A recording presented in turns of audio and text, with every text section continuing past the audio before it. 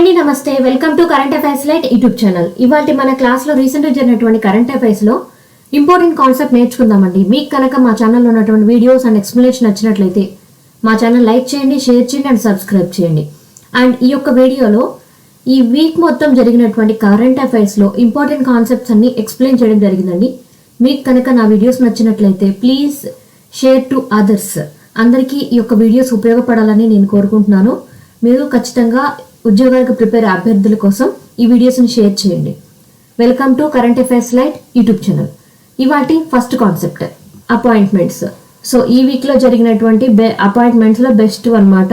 వీరేంద్ర బన్సాల్ గారిని MD and సిఇఓగా చేశారు. దేనికంటే ఎస్బీఐ క్యాపిటల్ మార్కెట్స్కి నూతన ఎండి అండ్ సిఇఓగా వీరేంద్ర బన్సాల్ గారిని నియమించడం జరిగింది. Nikhil Joshi.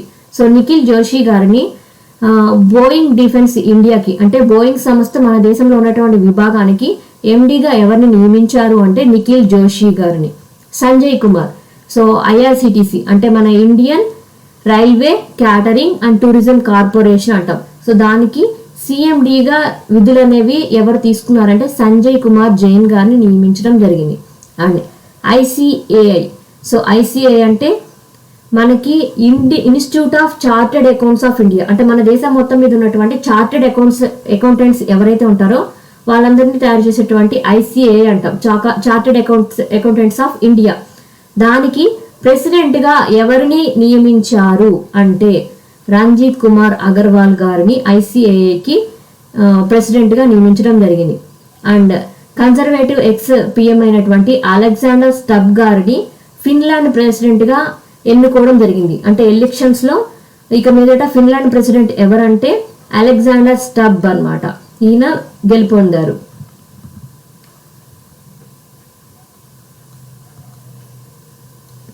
Government policies. So government policies and schemes పరంగా పిఎం నరేంద్ర మోడీ గారి ప్రకటించినటువంటి ఒక స్కీమ్ అనమాట, పిఎం సూర్యఘర్ ముఫ్తీ బిజిలీ యోజన. సో ఇదేంటంటే మనము నియర్లీ 300 యూనిట్ల వరకు కూడా 300 యూనిట్ల కరెంట్ ఏదైతే ఉందో విద్యుత్ శక్తి దాన్ని ఫ్రీగా పొందే విధంగా తీసుకొచ్చినటువంటి ఒక పథకం అనమాట. సో ఏ విధంగా ఫ్రీగా ఇస్తారంటే ఈ యొక్క పిఎం సూర్యఘర్ ముఫ్తీ బిజిలీ యోజన ద్వారా ఏంటంటే సోలార్ రూఫ్ టాప్స్ అనేవి ఏర్పాటు చేసే విధంగా సహాయం ఇస్తారు. సోలార్ రూఫ్ టాప్స్ ఈ పట్టణాల్లో పల్లెల్లో ఎక్కడైనా సరే ఆ పథకం కింద ఎవరైతే నమోదు చేసుకుంటారో వాళ్ళ ఇంటి మీద సోలార్ అంటే ఇక్కడ మనకి ఫోటోవోల్టాయిక్ సెల్స్ అని ఏర్పాటు చేసి వాళ్ళు సూర్యుడి నుంచి వచ్చేటువంటి విద్యుత్ శక్తిని సూర్యరశ్మిని విద్యుత్ శక్తిగా మార్చుకొని వాళ్ళ ఇంట్లో ఫ్రీ కరెంట్గా వాడుకునే విధంగా ఎక్స్ట్రా కరెంట్ని మళ్ళీ డిస్కమ్స్కి అమ్మే విధంగా ఏర్పాటు చేసేటువంటి పథకమే పిఎం సూర్యఘర్ ముఫ్తీ బిజిలీ యోజన. అంటే 300 యూనిట్ల వరకు కూడా ఫ్రీ కరెంట్ అనేది లభించే విధంగా ఈ సోలార్ రూఫ్ టాప్స్ అనేవి ఏర్పాటు చేసేటువంటి పథకం అనమాట. 300 యూనిట్స్ అనేవి ఎవ్రీ మంత్ ఫ్రీ కరెంట్ లాగా వాళ్ళకి అందే విధంగా ఏర్పాటు చేస్తారు. అండ్ ఇలా రూఫ్ టాప్స్ ఏర్పాటు చేసుకోవడానికి కూడా సబ్సిడీ అనేది కల్పించడం జరుగుతుంది. నీతి ఆయోగ్. సో గ్రో ఇనిషియేటివ్ అనేది తీసుకొని వచ్చారు. Agro forestry in waste lands. Grow initiative అనేది ఏదైతే ఉందో అదేంటంటే ఎక్కడైతే వేస్ట్ ల్యాండ్స్ ఉంటాయో అంటే పనికి రాకుండా ఉన్నటువంటి బీడు భూములు పనికి రాకుండా మిగిలిపోయినటువంటి ల్యాండ్ ఏదైతే ఉందో ఆ ప్లేస్ని తిరిగి పచ్చదనంతో నింపబడే విధంగా మార్చడమే ఈ గ్రో ఇనిషియేటివ్ యొక్క ముఖ్య ఉద్దేశం. ఇందులో ఏంటంటే గ్రీనింగ్ అన్నమాట. Greening, restoration of waste land with agroforestry. So ఈ అగ్రోఫారెస్ట్రీ ద్వారా ఏంటంటే ఎక్కడైతే బీడు భూములు పనికిరాని భూములు ఉంటాయో ఆ ప్రాంతాలన్నింటినీ కూడా తిరిగి వినియోగంలోకి అంటే అవి పచ్చదనంలో కలిగి ఉండే విధంగా చెట్లు పెంచుతారనమాట. అదే ఈ యొక్క పథకం యొక్క ముఖ్య ఉద్దేశం. ఈ యొక్క గ్రో ఇనిషియేటివ్ని ఎవరు తీసుకొని వచ్చారు అంటే నీతి ఆయోగ్ వాళ్ళు ఈ గ్రో ఇనిషియేటివ్ అనేది తీసుకొని వచ్చి వేస్ట్గా ఉన్నటువంటి ల్యాండ్స్ ఏవైతే ఉన్నాయో వాటిని తిరిగి పచ్చదనంలోకి మార్చడానికి చేసినటువంటి కృషికి నీతి ఆయోగ్ వాళ్ళు ఈ గ్రో ఇనిషియేటివ్ అనేది తీసుకొని రావడం జరిగింది. సో ఎడ్యుకేషన్ మినిస్ట్రీ వాళ్ళు అపార్ ఇనిషియేటివ్ అనేది తీసుకొని రావడం జరిగింది. ఏంటి అపార్ ఇనిషియేటివ్, అది ఎందుకు రిమోట్ విలేజెస్లో ఏర్పాటు చేశారు సో ఇక్కడ మనకి APAAR అన్నాం. So Apaar initiative. So Apaar initiative అంటే automated permanent academic account registry. So ఇందులో ఏం చేస్తుంటారంటే ఎవ్రీ స్టూడెంట్స్కి 1 nation 1 student ID.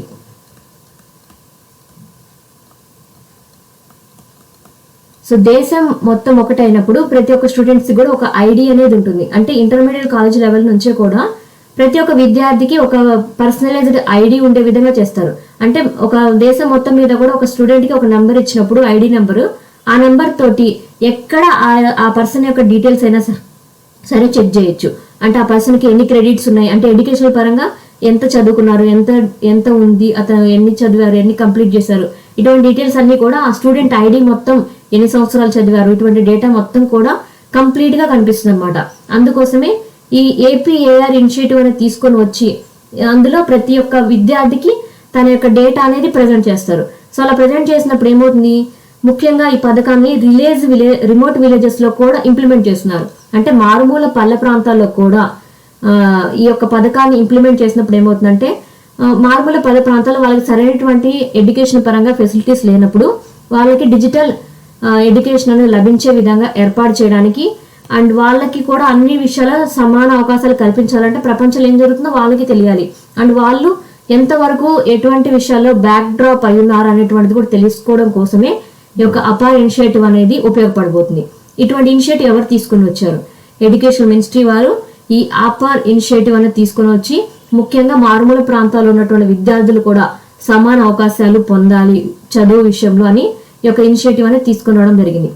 And Odisha government వాళ్ళు MBPY పెన్షన్ అమౌంట్ ని 500 రూపాయలు అనేవి పెంచుతున్నట్లుగా తెలియజేశారు. అసలు ఏంటి MBPY అనేటువంటిది ఎందుకు ఇస్తున్నారు? సో MBPY అంటే మనం కరోనా టైం నుంచే వింటూ ఉన్నాం, మధుబాబు పెన్షన్ యోజన అన్నమాట. Madhubabu pension Yojana. So Madhubabu pension Yojana అనేది ఒడిశా రాష్ట్రంలో ఉన్నటువంటి ప్రత్యేకమైనటువంటి పథకం అన్నమాట. ఇది చాలా మంది వ్యక్తులకి ఏ విధంగా అంటే ట్రాన్స్జెండర్స్ కి, ఎయిడ్స్ పేషెంట్స్ కి, అన్మ్యారీడ్స్ పర్సన్స్ ఎవరైతే ఉంటారో పెద్ద వయసు అయినా కూడా, లెప్రసీ పేషెంట్స్ కి, డిజేబిలిటీ ఉన్నటువంటి పర్సన్స్ కి, విడోస్ కి అండ్ కొంతమంది పిల్లలు ఎవరైతే కరోనా టైంలో అనాథలుగా మిగిలిపోయారో వాళ్ళకి ఆర్థిక సహాయం అందించేటువంటి ఒక పెన్షన్ యోజన కార్యక్రమం అన్నమాట. ఇందులో ఏంటంటే 80 సంవత్సరాల వయసు కన్నా తక్కువ ఉన్నటువంటి వ్యక్తులు ఎవరైతే ఉంటారో వాళ్ళకి మంత్లీ 1000 రూపాయల ఆర్థిక సహాయం, 80 సంవత్సరాల కన్నా ఎక్కువ వయసు ఉంటే వాళ్ళకేమో 1200 రూపాయల ఆర్థిక సహాయం, 80 సంవత్సరాల వయసు కన్నా ఎక్కువ ఉండి మళ్ళీ వాళ్ళు డిజేబిలిటీ పర్సన్ అయితే అంటే వైకల్యం కలిగినటువంటి వ్యక్తులైతే వాళ్ళకేమో 1400 రూపాయల ఆర్థిక సహాయం అనేది గవర్నమెంట్ ద్వారా అందుతుంది. అండ్ ఈ పథకంలో నమోదు చేసుకున్నటువంటి ట్రాన్స్జెండర్స్ అయినా, డిజేబుల్డ్ పర్సన్స్ అయినా, ఎయిడ్స్ పేషెంట్లు అయినా వీళ్ళందరికీ కూడా అమౌంట్ అనేది ఇంతకుముందు 500 మాత్రమే లభించేది, మినిమం ఒక 500 మాత్రమే లభించేది. కానీ ఆ అమౌంట్ అనేది ఇక మీదట 1000 రూపాయలు మినిమం గా ఆ పథకంలో ఉన్నటువంటి ప్రతి వ్యక్తికి అందే విధంగా ఒడిశా గవర్నమెంట్ వాళ్ళు ఇక మీదట నిర్ణయించారు. సో అమౌంట్ డబల్ చేశారు వాళ్ళు ఈ పథకం కోసం. Thank you for watching my video. మీకు కనుక నా వీడియో ఎక్స్ప్లెనేషన్ నచ్చినట్లయితే నా వీడియోస్ లైక్ చేయండి, షేర్ చేయండి అండ్ సబ్స్క్రైబ్ చేయండి. మీకు నా వీడియోస్ ఏ విధంగా అనిపిస్తున్నాయో నాకు కామెంట్ సెక్షన్లో తెలియజేయండి. మరిన్ని వీడియో కోసం మా ఛానల్ని సబ్స్క్రైబ్ చేయండి. Thank you for watching my video. Thank you.